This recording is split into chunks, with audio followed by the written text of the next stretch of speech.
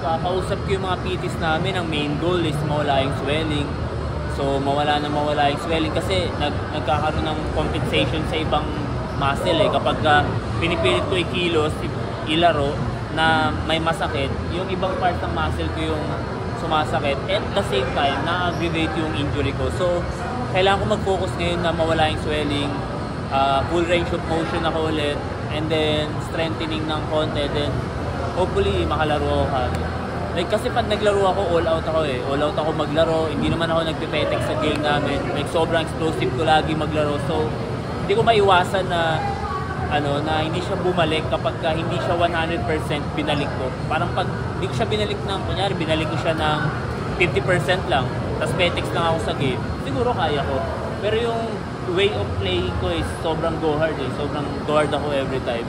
Kaya hindi niya nasusustain parang lalo na mamaga, lalong ayun. Hopefully siguro next game or next game titingnan ko. Importante talaga, gusto ko 100% na yung wala nang swelling, tapos full range of motion na yung paa ko.